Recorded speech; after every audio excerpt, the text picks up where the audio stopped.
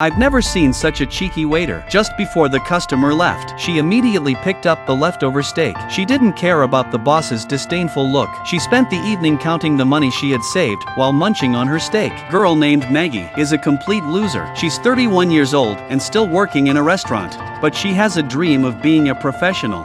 She wakes up every day at 3:30 a.m. to go to the beach to run and exercise. Just saved up enough money to buy new boxing gloves, and she had the nerve to go to Dunn, the boxing coach, but she didn't expect to meet him.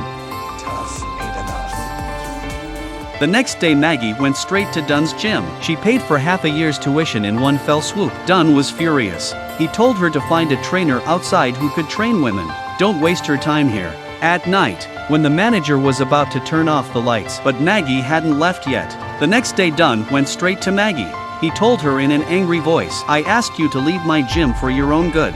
You're like a circus monkey in here. The problem is you're wasting your time here because you're too old." Maggie is embarrassed and aggravated.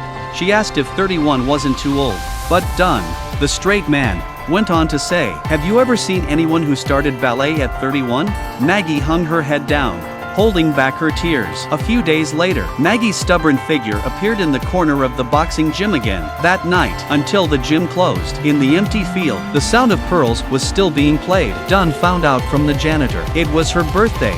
The old man slowly walks up and points out her mistakes. Maggie thought the man was going to hit her again.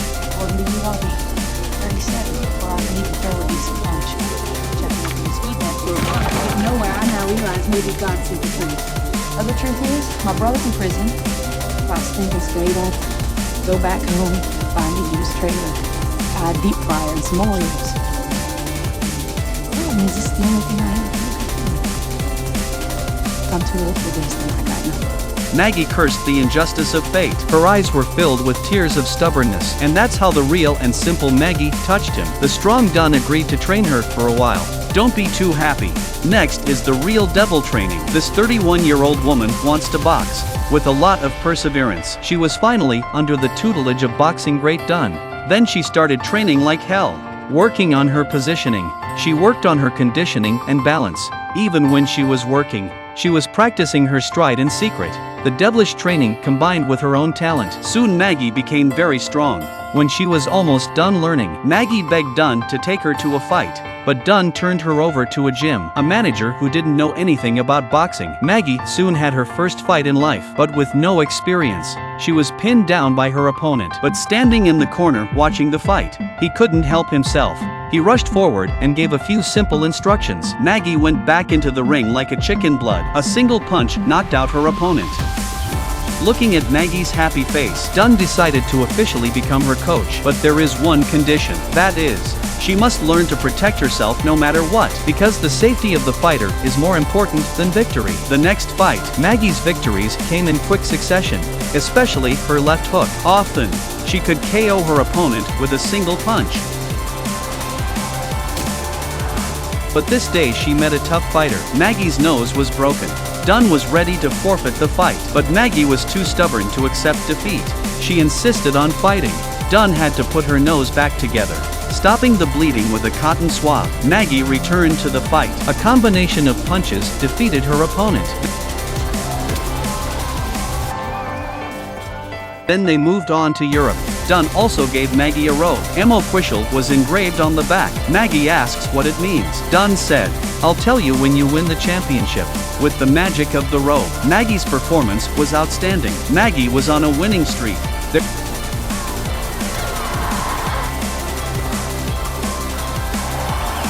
There's a Billy woman in the audience. She is the middleweight champion of the world.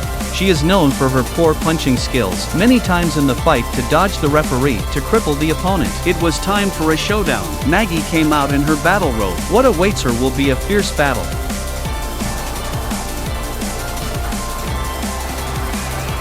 At the age of 32, boxer Maggie will take on the infamous Billy woman. The two meet in a fight for the middleweight gold belt. Soon after the fight begins, Billy showed her dirty fighting style. She ignored the referee's warnings and elbow knocked Maggie to the ground. While the referee was deducting points, she came forward and added another punch. Dunn was furious. Luckily, the first round is over. Dunn painfully stopped Maggie's bleeding. He told her to try to open up the gap. The well-rounded Maggie quickly gained the upper hand. The two were fighting like hell. Dunn told Maggie to take advantage of the situation. The main attack is on the outside of her crotch. Sure enough, Maggie returned to the ring and beat Billy to the punch, and she's screaming for more. The crowd is in high spirits, shouting Maggie's name. At this point the round ends. Maggie turned around and headed for the corner, but suddenly,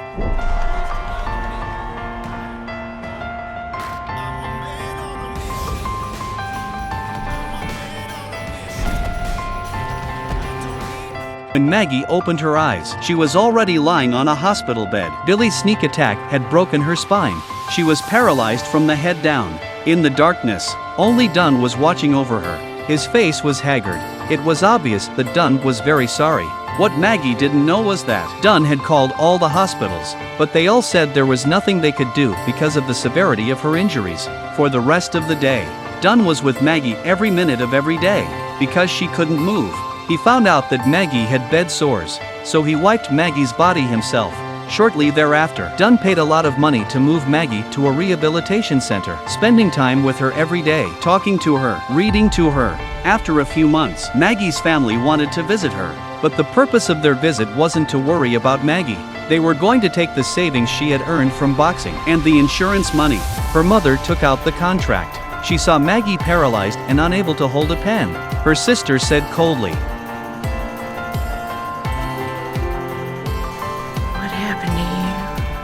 Maggie finally couldn't stand it anymore. In a fit of rage, she kicked them out. Her calf was festering and she was about to have her leg amputated. Unable to accept it, Maggie begged Dunn to remove the oxygen, to stop breathing. How could this be done? Dunn said no. That night, stubborn Maggie bit her tongue off and almost bled to death. Dunn couldn't take it anymore. She knew that this was the only moment. She knew that this was the only time that Maggie could preserve her dignity. Finally, he decided to help Maggie. He walked to Maggie with heavy steps. He leaned down and whispered to her the meaning of the embroidery on the back of the robe.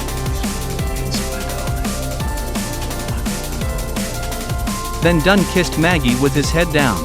He already thought of her as his own daughter. He pulled out his respirator, and then he injected an overdose of adrenaline into her body. Maggie's life had been so hard. Dunn wanted her to stop suffering, to leave this world in peace. After that, Dunn disappeared too. That's the end of the story. The meaning of life is self-realization. I cry every time I watch this film. The real strong man is not the one who can't fail, but they don't give up even after failure. They are determined to move forward with their dreams. They may be depressed, but sooner or later they will swing their fists and give life a blow. No matter what stage of life you are in now, I hope this film can bring you strength and cheer.